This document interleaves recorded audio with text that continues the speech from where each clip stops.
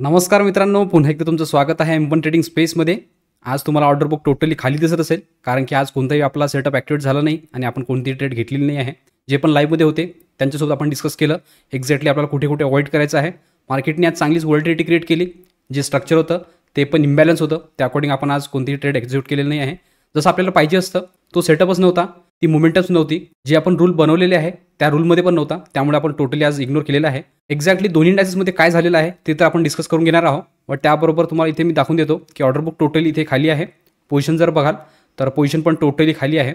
अशा मार्केटमध्ये जरा ऑब्झर्व केलेलं बरं राहतं, थोडं सिक्युअरली प्ले केलेलं बरं राहतं. मी लाईव्हमध्ये तुम्हाला टोटली एक्सप्लेन केलेलं होतं की का बरं आपण आज अवॉइड करतो इथे.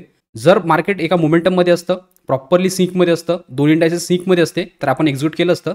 बट तसं काही न दिसल्यामुळे आपण आज थोडंसं रिलॅक्स केलेलं आहे. तरी आपण डिस्कस करून घेऊ की एक्झॅक्टली दोन्ही इंडायसेसनी कशाप्रकारे मोमेंटम केलेली आहे ती. फर्स्ट आपण डिस्कस करून घेऊ निफ्टीमध्ये.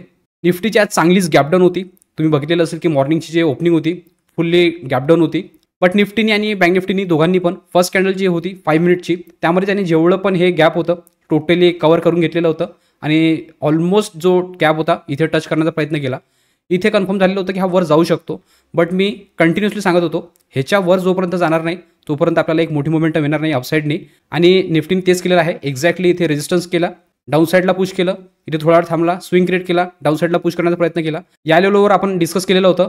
याच्या खाली क्लोजिंग नाही आलेली आहे, आपल्याला इग्नोर करायचं आहे. भरपूर जणांनी इथे इग्नोर केलं. मार्केट अपसाईडला शूट झालं. इथे जे सेलर होते त्यांना टार्गेट केलं, पुन्हा स्लो अँड स्टडीली अपसाईडला गेलं. अशा मुवमेंटमध्ये तर तसे आपण एंट्री घेत नाही, तुम्हाला माहिती आहे. त्यानंतर थोडंसं खाली आलं, अपसाईडला गेलं. हे जे पुन्हा सेलर होते जे की ही कॅन्डल बघून एंट्री केलेली असेल त्यांना बाहेर काढलं. त्यानंतर पुन्हा डाऊन साईडला आलं. तर ही जी रेंज होती हे क्रिटिकल झोन बनलेला होता, ह्याच्यामध्ये मार्केट ट्रॅव्हल करत होतं.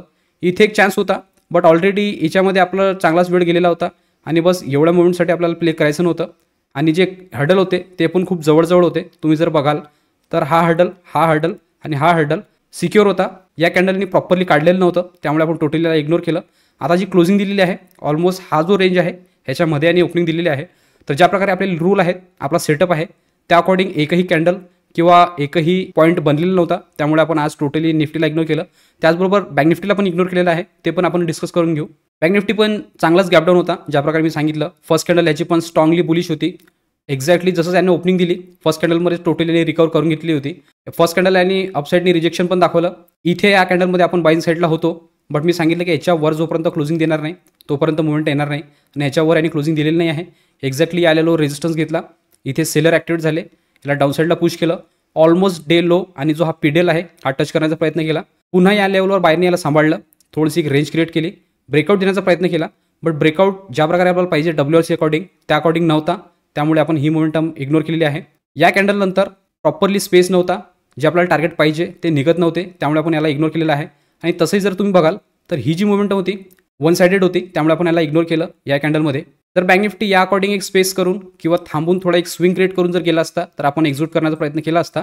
बट डायरेक्टली केल्यामुळे आपण टोटली याला इग्नोर केलं प्रॉपरली. आणि हा जो रेंज होता जो की प्रॉपरली आपण झोन अकॉर्डिंग मार्क करतो त्याला यांनी रिस्पेक्ट केलं. थोडा खाली आला, पुन्हा वर गेला. जे स्ट्रक्चर होतं ऑलरेडी खराब करून ठेवलेलं होतं. तुम्ही बघाल की अपसाईडनी आणि डाऊन साईडनी पण.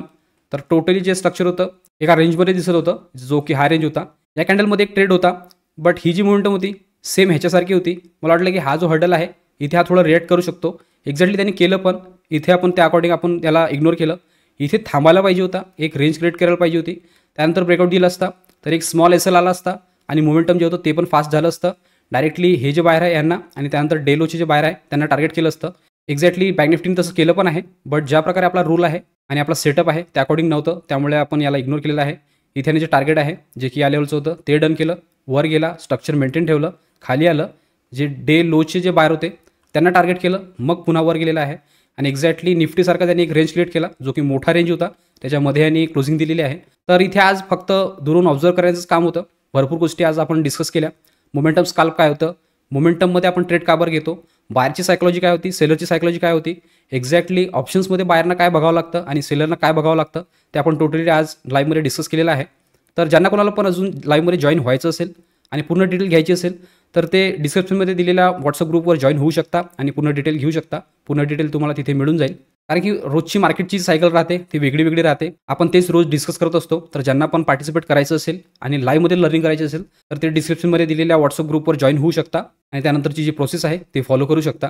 तर आजचा जो हा व्हिडिओ होता हा फक्त अपडेट व्हिडिओ होता. आपला सेटअप ॲक्टिव्हेट न झाल्यामुळे आज आपण कोणताही ट्रेड एक्झिक्यूट केलेलं नाही आहे. आज फक्त आपण लर्निंग घेतली, डिस्कस केलं. त्याचबरोबर दोन्ही इंडायसेसनी कशाप्रकारे मोमेंटम केलेली आहे ते पण आज आपण डिस्कस करून घेतलेलं आहे. तर इथे आजच्या अपडेट व्हिडिओपुरतं एवढंच ठेवू. भेटूया उद्याच्या व्हिडिओमध्ये. तोपर्यंत शिकत राहा, इम्प्लिमेंट करत राहा. गुड लक. बाय.